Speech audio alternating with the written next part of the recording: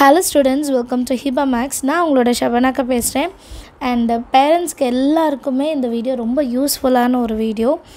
ஏன்னா இதே விஷயத்த நிறைய பேரண்ட்ஸ் என்கிட்ட கமெண்ட்லேயும் கேட்டுட்டாங்க, நேரில் என்னை பார்க்குறவங்களும் கேட்குறாங்க. ஸோ அதை பற்றி கண்டிப்பாக பேசியே ஆகணும்னு நினச்சேன். அப்போ இந்த கமெண்ட்டும் வந்தனால அவங்கள்ட்டையும் சொல்லியிருந்தேன், நான் இதுக்காக வீடியோவே அப்லோட் பண்ணுறேன், கொஞ்சம் வெயிட் பண்ணுங்கன்ட்டு. ஒரு 1 வீக் டைம் எடுத்துக்கிட்டேன். ஏன்னா நிறைய பேர்கிட்டையும் இதை பற்றி நான் கொஞ்சம் டிஸ்கஸ் பண்ண வேண்டியதாக இருந்துச்சு. என்ன கொஷின் அப்படின்னா, என்னோடய பையனோ பொண்ணோ நல்லா படிக்கிறாங்க, வீட்டில் நான் கூடயே இருக்கேன், நான் தான் டெஸ்ட்டு வைக்கிறேன், எல்லாம் நல்லா பண்ணுறாங்க. ஆனால் அவங்களால எக்ஸாமில் போனால் மார்க் ஸ்கோர் பண்ண முடிய மாட்டிருக்கு, ரொம்ப ஆவரேஜாக வாங்குறாங்க, இல்லை ஆவரேஜ் கீழே வாங்குறாங்க. இது என்ன ப்ராப்ளம்னு எங்களுக்கு தெரியல அப்படின்ட்டு சொல்லி கேட்டிருந்தாங்க. இந்த ப்ராப்ளம் நம்ம நிறைய பேர் ஃபேஸ் பண்ணியிருப்போம் இல்லையா? இப்போ இதை நிறைய பேரண்ட்ஸும் கேட்டுட்ருந்தீங்கன்னா உங்களுக்கே தெரியும். நீங்கள் நிறைய கைட் பண்ணுவீங்க உங்கள் பசங்களுக்கு, நிறைய விஷயம் சொல்லி தருவீங்க. பட் எக்ஸாமில் போனால் என்ன ஆகுதுன்னே தெரியல, அவனால் படிக்க முடியல விடுங்க அப்படின்ட்டு ஒரு தாட் உங்களுக்குமே இருந்திருக்கும் இல்லையா? ஸோ என்ன விஷயம் அப்படின்னா, ஃபர்ஸ்ட் திங் அவங்களுக்கு எக்ஸாம் பற்றின பயம் இருக்கா அப்படின்னு பார்க்கணும். ஒரு டெஸ்ட்டுனாலே இப்போது அதை ஸ்கிப் பண்ண பார்க்குறாங்க அப்படின்ட்டு உங்களுக்கு தெரிஞ்சதுன்னா, ஃபஸ்ட்டு விஷயம் அதை தான் நம்ம ஓவர் கம் பண்ணணும். சரிங்களா? ஒரு டெஸ்ட்டுனால் அந்த மைண்ட் செட்குள்ளே வரணும். ஓகே, நம்ம டெஸ்ட்டு எழுத தான் ஆகணும், டெஸ்ட்டு நான் அட்டென்ட் பண்ணி தான் ஆகணுன்ற மைண்ட் செட். ரெண்டாவது விஷயம் என்னென்னா, கொஷினை படிச்சுட்டு ஆன்சர் படிக்கிறாங்களான்னு செக் பண்ணணும். இதுதான் முக்கியமான பாயிண்ட்டு. என்னோடய ஸ்டூடெண்ட்ஸ் கூட இப்போது மிட்டம் எழுதுனாங்க, அவங்க சொன்னதும் அதுதான். அக்கா, நான் படித்த கொஷினே வந்திருந்ததாக்கா, நான் பார்த்தேன், ஏன்னா என்னால் கொஷின் பேப்பர் பார்த்தோன்னே அதை கண்டுபிடிக்க முடியல. பட் வீட்டில் பார்த்தா நான் அது செஞ்சுருக்கேன் ஆல்ரெடி, எனக்கு அங்கே தெரியவே இல்லை. அப்போ நான் கேட்டேன், கொஷினை படிச்சியாமா அப்படின்னு கேட்டேன். இல்லைக்கா, நான் கொஷினை படிக்கவே இல்லை அப்படின்னா. கொஷின் படிக்காமல் எந்த கொஷினுக்கு நீ எந்த ஆன்சர் எழுத முடியும்? உங்களுக்கு தெரிஞ்சிருந்தாலே அதை அட்டென்ட் பண்ண முடியாது. கரெக்டுங்களா?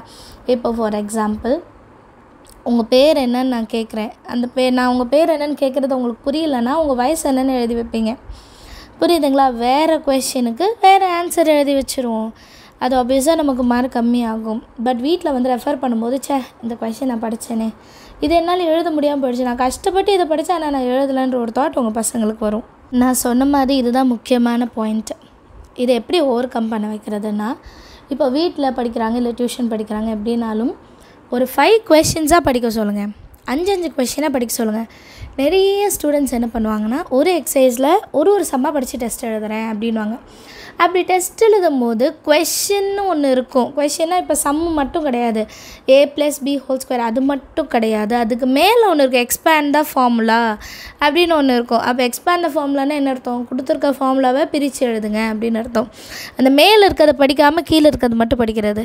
அப்போ கீழே ஒன்றுமே இருக்காது, நமக்கு வெறும் அந்த கொஷனுக்கான என்ன செய்யணும் அப்படின்றதுக்கான கேள்வி மட்டும்தான் இருக்கும், கொஷின் மட்டும்தான் இருக்கும்.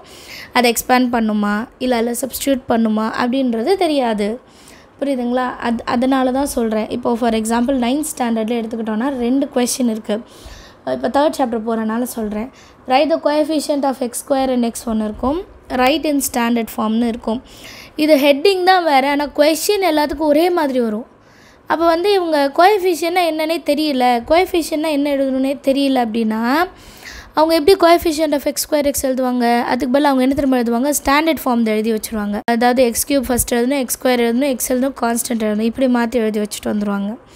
உங்கள் பிள்ளைங்களுக்கு ஆன்சர்ஸ் எல்லாமே தெரியும், ஆனால் எந்த கேள்விக்கு எது எழுதுறதுன்னு தெரியாமல் போகிறது தான் முக்கியமான காரணம். இது உங்கள் பிள்ளைங்கள்ட்ட இருந்துச்சுன்னா எப்படி ரெக்டிஃபை பண்ணலான்னா, 5 கொஷின்ஸ் இல்லை 10 கொஷின்ஸ் எழுதும்போது கொஷின்ஸை மாற்றி எழுதி கொடுத்து பார்க்கணும்.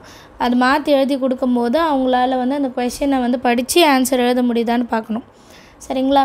3வது விஷயம் சில்லி மிஸ்டேக்ஸ் செய்கிறாங்க, சின்ன மிஸ்டேக்ஸ்னால அவனோட மார்க் போயிடுது அப்படின்னு சொல்கிறாங்களே. இந்த சில்லி மிஸ்டேக்ஸ் ஏன் வருதுன்னா, படிக்கும்போது நம்ம கான்சன்ட்ரேஷன் ஒழுங்காக பண்ணாமல் இருக்கிறது. ஆனால் சொல்லுவாங்க, இல்லை அவன் படித்து கரெக்டாக எழுதுனான். அப்படி கிடையாது. நம்ம படிக்கும்போது படிக்கிறத மட்டும் கவனிக்காமல் சுற்றி என்னெல்லாம் நடக்குது அப்படின்றத கவனிக்கிற மாதிரி பிள்ளைங்களாக இருந்தால் அவங்களுக்கு இந்த பிரச்சனை வரும். எல்லாருக்குமே இந்த ப்ராப்ளம் வராது. ஒரு சில பிள்ளைங்க படித்தா காது ரெண்டத்தையும் க்ளோஸ் பண்ணிவிட்டு அழகாக படிப்பாங்க, இல்லை கத்தி படிப்பாங்க.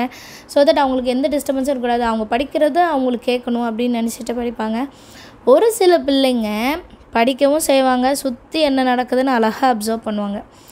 வீட்டில் வந்து இந்த பேரண்ட்ஸுக்கு தெரியும், மதர்ஸ்க்கு தெரியும், நம்ம என்ன பேசுகிறோன்றதை அவள் அப்படியே கவனிச்சுக்கிட்டே இருக்கிற மாதிரி இருக்கும்.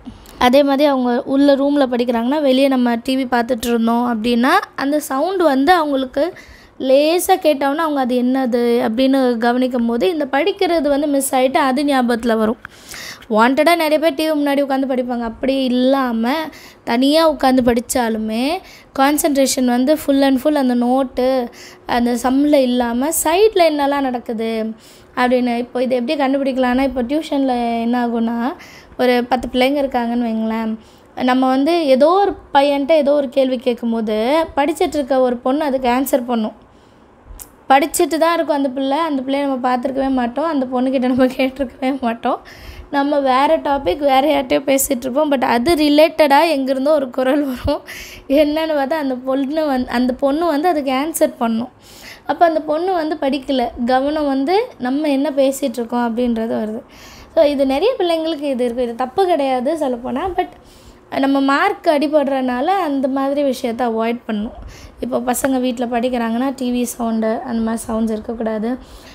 யார் கூடயாவது பேசுகிறீங்கன்னா வெளியே வந்து இப்போ ஃபோன் கால் பேசுவோம் நிறைய. அவள் படிக்க தானே செய்கிறா, நம்ம ஃபோன் கால் பேசுவோம். பட் அதை வந்து அவங்க அப்சர்வ் பண்ணிகிட்டு இருப்பாங்க, படிக்க மாட்டாங்க. இந்த மாதிரி விஷயம்லாம் நடக்கும். ஸோ இது வந்து அவாய்ட் பண்ணணும். கொஞ்சம் அவங்களோட கான்சன்ட்ரேஷன் வந்து மெயினாக படிப்பில் ஃபோக்கஸ் பண்ண வந்து நம்ம ட்ரை பண்ணணும். ஸோ அதுக்கான மெத்தட் என்னன்றதை நான் இன்னொரு வீடியோ பண்ணுறேன், ஏன்னா அது இன்னும் கொஞ்சம் லென்த்தாக போகும்.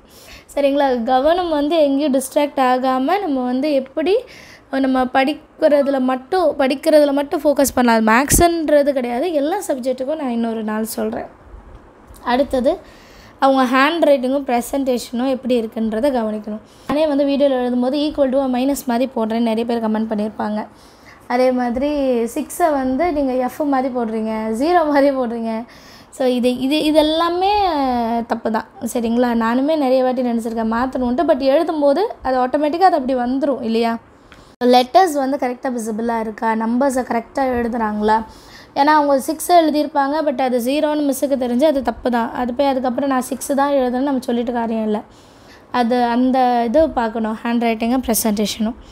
அடுத்த முக்கியமான டாபிக் என்னென்னா, இந்த மிஸ்டேக் நிறைய பேர் பண்ணியிருப்பாங்க. மேலே லைனில் ஒன்று எழுதியிருப்பாங்க, அடுத்த லைன் எழுதும்போது டோட்டலாக ஏதாவது ஒரு விஷயம் மாற்றிடுவாங்க, ப்ளஸ்ஸை மைனஸ்ன்னு மாற்றிடுவாங்க. ஏ இருக்கிற இடத்துல பின்னு போட்டுருவாங்க, இல்லை 9 இருக்கிற இடத்துல 11 போட்டுருவாங்க. இந்த மாதிரி மிஸ்டேக்ஸ் பண்ணுறாங்களான்னு செக் பண்ணும். இந்த மாதிரி மிஸ்டேக்ஸ் பண்ணுறாங்க, இது வந்து இந்த ப்ராப்ளம் என் பையன்கிட்டையோ பொண்ணுக்கிட்டையோ இருக்குது அப்படின்னு நீங்கள் நினச்சிங்கன்னா என்ன பண்ணணும், அந்த 5 questions டெஸ்ட் எழுதுறத உங்கள் பசங்களையே கரெக்ஷன் பண்ண வைக்கணும். அது டியூஷனில் அனுப்புகிறதா இருந்தாலும் சரி, என்னன்னாலும் சரி, அவங்க தான் கரெக்ஷன் பண்ணணும். ஏன் அதை சொல்கிறேன்னா, அப்போ தான் அவங்களுக்கு தெரியும், மேலே நான் இதை எழுதியிருக்கேன், கீழேயே அதை மாற்றி எழுதியிருக்கேன், இப்படி செய்யக்கூடாதுல்ல. இதை நம்ம சொல்லுவோம், ஆனால் அவங்க அதை டக்குன்னு கடந்து போயிடுவாங்க. இது ஒரு தப்பு, அவ்வளோதான். அது என்ன தப்பு அப்படின்ட்டு அவங்க யோசிக்க மாட்டாங்க. அவங்கள கரெக்ஷன் பண்ண வைக்கணும். மெயினாக மேக்ஸ் வந்து அவங்க ஒரு வாட்டி கரெக்ஷன் பண்ணும்போது அவங்களுக்கு 2வது வாட்டி அந்த கொஷனை வந்து அவங்க படிக்கிற மாதிரி ஆகும். மேலே என்ன எழுதியிருக்கணும் அதை பார்த்து தான் நான் அடுத்த வாட்டி எழுதணும். அந்த விஷயம் அவங்க அண்டர்ஸ்டாண்ட் பண்ணிட்டாங்கன்னா அந்த தப்புலேருந்து மாறி வந்துடுவாங்க. சரிங்களா? இப்போ அடுத்த டாபிக்குள்ளே போவோம். இப்போது நான் நிறைய விஷயம் சொல்லியிருக்கேன். ஃபஸ்ட்டு என்ன சொன்னேன்னா, டெஸ்ட் எழுதுகிற மைண்ட் செட் வரணும். செகண்ட் வந்து கொஷின் படிச்சுட்டு ஆன்சர் எழுதுகிற மாதிரி மைண்ட் செட் வரணும். கொஷின் மாற்றி கொடுங்கன்னு சொல்லியிருந்தேன். அடுத்து என்ன சொல்லியிருந்தேன்னா, டிஸ்ட்ராக்ஷன் நிறைய இருந்துச்சுன்னா ஒரு சில பிள்ளைங்களால் அதை அவாய்ட் பண்ண முடியாது. அப்புறம் ஹேண்ட் ரைட்டிங், அப்புறம் ப்ரெசன்டேஷன், அப்புறம் மேலே இருக்க லைனை பார்த்து கரெக்டாக கீழே எழுதணும் அப்படின்ட்டு சொல்லிட்டேன். அடுத்த விஷயம் என்ன அப்படின்னா, இப்போ ஒரு கொஷின் அவங்க படிக்கிறாங்க, ஒரு 10 கொஷின் அவங்க படிக்கிறாங்க, அவங்களுக்கு வந்து நடுவில் மறந்து போயிடுது அப்படின்னா அந்த கொஷினை வந்து உங்களுக்கு எக்ஸ்பிளைன் பண்ண சொல்லுங்கள். படித்து முடித்து டெஸ்ட் எழுதும்போது முதல்ல அந்த கொஷின் எனக்கு எக்ஸ்பிளைன் பண்ணுடா அப்படின்னு சொல்லும்போது அந்த கொஷின் அவங்க உங்களுக்கு சொல்லித்தர மாதிரி ஆகும். எப்போ மேக்ஸை நம்ம அதிகமாக சொல்லித்தரோமோ அது நமக்கு ஈஸியாக அண்டர்ஸ்டாண்ட் ஆகும். ஏன்னா நமக்கு புரிஞ்சால் தான் அடுத்தவங்களுக்கு சொல்லித்தர முடியும். கரெக்டுங்களா? ஸோ அதனால தான் சொல்கிறேன். இந்த ப்ராப்ளம் இருந்துச்சுன்னா, இப்போ நான் சொன்ன மாதிரி ப்ராப்ளம் இருந்துச்சுன்னா, சம்ஸ் போட்டுட்டு இருக்கும்போது நடுவில் பையன் மறந்துடுறான்னு சொல்கிறான், பாதி வரைக்கும் போட்டுட்டா மிச்சம் பாதி தெரியலன்னு சொல்கிறான் அப்படின்னா, ஒரு சம்மாக அவங்க படித்து டெஸ்ட் எழுதின பிறகு உங்களுக்கு எக்ஸ்பிளைன் பண்ண சொல்லுங்கள். இல்லையா, அவங்க ஃப்ரெண்டு இருந்தால் ஃப்ரெண்டுக்கு சொல்லித்தர சொல்லுங்கள். இல்லைனா கண்ணாடி முன்னாடி இருந்துட்டு இதை எக்ஸ்பிளைன் பண்ண சொல்லுங்கள். நம்ம வந்து இப்போது பேச்சு போட்டிக்கெலாம் தயார் பண்ணுவோம் இல்லையா பிள்ளைங்களா, கண்ணாடி முன்னாடி நின்று பேசுமா, அப்போ தான் உனக்கு வந்து உன்னோட பாடி லாங்குவேஜ்லேருந்து எல்லாமே உனக்கு தெரியும் அப்படின்ட்டு. அதே மாதிரி யாராவது பக்கத்தில் வந்து ஒரு ஃப்ரெண்டு, வீட்டில் இருக்க அக்கா இல்லைனா அம்மா, யாருக்கிட்டையாவது அதை எக்ஸ்பிளைன் பண்ணணும். அது எனக்கு புரிஞ்சிருச்சு, நான் அவங்களுக்கு புரிய வைக்கணும்னு அவங்க எக்ஸ்பிளைன் பண்ணணும். அப்படி செஞ்சு பழகிட்டாங்கன்னா அவங்களே சொல்லிக் கொடுக்க ஆரம்பிச்சிருவாங்க. அந்த நடு பாட்டு மறக்கிறது அப்படின்றது வந்து போயிடும். சரிங்களா? இப்போ நான் சொன்னது எல்லாமே நான் என் பசங்களுக்கு செஞ்சு பார்த்தது. என் பசங்கன்னா என் டியூஷனில் வர பிள்ளைங்களுக்கு நான் வந்து ட்ரை பண்ணி நான் அதில் வந்து கரெக்டாக அவங்கள கொண்டு வந்த விஷயங்கள். சும்மா எல்லாத்தையுமே சொல்லிட முடியாது, ஏன்னா ஸ்டூடெண்ட்ஸோட படிப்பு விஷயம் நம்ம தெரியாமல் எதையும் சொல்லிடக்கூடாது. இது எல்லாமே நான் ட்ரை பண்ணியிருக்கேன். இது எல்லா மெத்தடுமே கரெக்டாக ஒர்க் அவுட்டும் ஆயிருக்கு. சரிங்களா? அது கொஞ்சம் டைம் கொடுக்கணும், அதுக்கு நம்ம பசங்களையும் கொஞ்சம் சப்போர்ட் பண்ணணும். அண்ட் எப்போவுமே என்கரேஜ் பண்ணுற ஃபேக்டரை வந்து நம்ம கையில் வச்சுக்கணும் பாசிட்டிவாக. இப்போ போன எக்ஸாமில் வந்து 10 மார்க் எடுத்தாங்க, இந்த எக்ஸாமில் 15 மார்க் எடுத்தால் கூட பரவாயில்ல, அவனை அப்ரிஷியேட் பண்ணுங்கள். ஏன்டா 15 மார்க் எடுத்தேன்னு கேட்காதீங்க. பரவாயில்லடா, போன வாட்டிக்கு இந்த வாட்டி 5 மார்க் கூடி இருக்குது, அடுத்த வாட்டி இன்னும் ஜாஸ்தியாக எடுக்கணும் அப்படின்ட்டு ஒரு என்கரேஜிங் ஃபேக்டர் உங்கள் கையில் எடுத்துகிட்டு நீங்கள் வந்து அவங்கள சப்போர்ட் பண்ணும்போது அவங்களுக்கு இன்னும் கொஞ்சம் கான்ஃபிடென்ட் லெவல் இன்க்ரீஸ் ஆகும். ஏன்னா இந்த செல்ஃப் கான்ஃபிடென்ட்டுன்னு ஒரு விஷயம் இருக்குது பார்த்தீங்களா, பசங்களை போட்டு ரொம்ப டிஸ்டர்ப் பண்ணுறதே அது ஒன்று தான். நிறைய பேருக்கு ஓவர் கான்ஃபிடென்ட் இருக்கும், அதனாலேயும் தப்பு பண்ணுவாங்க. எனக்கு இந்த லெசனில் எல்லாம் தெரியும், நான் போய் அட்டன் பண்ணுவேன்னு போவாங்க, கரெக்டாக எதாவது தப்பு பண்ணிட்டு வருவாங்க. எல்லாமே அளவுக்கு மீறினா பிரச்சனை தான், ரொம்ப கம்மியாக இருந்தாலும் பிரச்சனை தான். ஒரு ஸ்டாண்டர்ட் லெவலில் நம்ம எல்லாமே மெயின்டைன் பண்ணிட்டு போனோன்னா எப்போவுமே நமக்கு நல்லது. ஸோ ஓவர் கான்ஃபிடென்ஸும் வேண்டாம், கான்ஃபிடென்ஸாக இல்லாமலேயும் போக வேண்டாம். ஸோ அந்த கான்ஃபிடென்ட் லெவல் எப்படி கொண்டு வரதுன்னா, ஒரு எக்ஸாமுக்கு போக முன்னாடி ஒரு கொஷின் பேப்பர் கொடுத்து எழுத வச்சுடுங்க. அதுதான் கொஷின் பேப்பர். நீங்கள் நெட்டில் சர்ச் பண்ணாலும் கிடைக்கும். இப்போ ஹிபா மேக்ஸ் சேனல்லையும் நான் அப்லோட் பண்ணிட்டு வரேன். அதர் சப்ஜெக்ட்ஸுக்கு வந்து ஹிபா மேக்ஸ் ஸ்டடி டைமில் நான் அப்லோட் பண்ணிட்டு வரேன் இல்லையா. அதில் வர கொஷின்ஸ் எல்லாம் நீங்கள் எழுதி வச்சுக்கோங்க. நிறைய கொஷின்ஸ் எல்லாம் இருக்காது, நான் மோஸ்ட்லி 1 வேர்ட்ஸ் கூட அதனால கொடுக்குறதில்ல, பார்த்து எழுத கஷ்டமாக இருக்குன்னு. பிடிஎஃப் ஃபார்மேட் எனக்கு அப்லோட் பண்ணுறதுக்கு டொமைன்லாம் வேணுன்றாங்க, எனக்கு அதை பற்றி எதுவும் தெரியல, அதை நான் விசாரிச்சுட்டு இருக்கேன். ஸோ அந்த வீடியோஸை பார்த்து அந்த கொஷின்லாம் நம்ம ஒரு கொஷின் பேப்பராக ரெடி பண்ணி எக்ஸாமுக்கு போகிறதுக்கு ஒரு நாள் முன்னாடி அவங்கள எழுத வைங்க. அதிலே உங்களுக்கு தெரிஞ்சிடும் அவங்க மார்க் என்ன வரும் அப்படின்னு சொல்லிட்டு. சரிங்களா? ஸோ நான் சொன்ன மெத்தட்ஸ் எல்லாம் ஃபாலோ பண்ணுங்கள், உங்களுக்கு கண்டிப்பாக யூஸ்ஃபுல்லாக இருந்திருக்கும்னு நினைக்கிறேன்.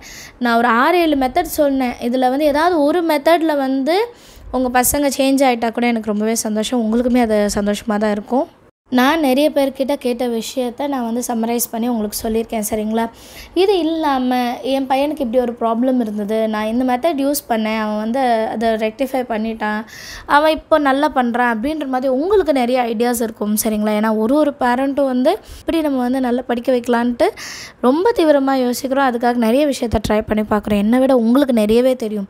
ஸோ அதில் ஒரு சில விஷயத்த நீங்கள் கமெண்ட்டில் சொன்னீங்கன்னா அடுத்த வீடியோவில் அதை பற்றி பேசுகிறதுக்கான ஒரு வாய்ப்பு அமையும். அது இது வரைக்கும் இந்த மெத்தட்ஸ் எல்லாம் தெரியாமல் இருக்கிறவங்களுக்கு அது ரொம்பவே யூஸ்ஃபுல்லாக இருக்கும். சரிங்களா? ஸோ இந்த விஷயம் எல்லாருக்குமே யூஸ்ஃபுல்லாக இருக்கும். கண்டிப்பாக ஃப்ரெண்ட்ஸ் அண்ட் ஃபேமிலி சர்க்கிளில் மறக்காமல் ஷேர் பண்ணிவிடுங்க. இதில் சொன்ன மிஸ்டேக்ஸில் என்ன கேட்டகரியில் உங்கள் பையன் வரான்னு பாருங்கள். பையனோ பொண்ணோ எந்த கேட்டகரி அண்டர் வரான், எங்கே அவனுக்கு பிரச்சனை நடக்குதுன்னு முதல்ல கண்டுபிடிங்க. பிரச்சனையை கண்டுபிடிச்சாதான் அதுக்கான சொல்யூஷனை நம்ம கரெக்டாக அப்ளை பண்ண முடியும். சரிங்களா? ஸோ உங்களுக்கு யூஸ்ஃபுல்லாக இருந்தால் மறக்காமல் இந்த வீடியோக்கு ஒரு லைக் பண்ணிவிட்டு நம்ம சேனலை சப்ஸ்கிரைப் பண்ணிவிடுங்க. Thank you so much for watching.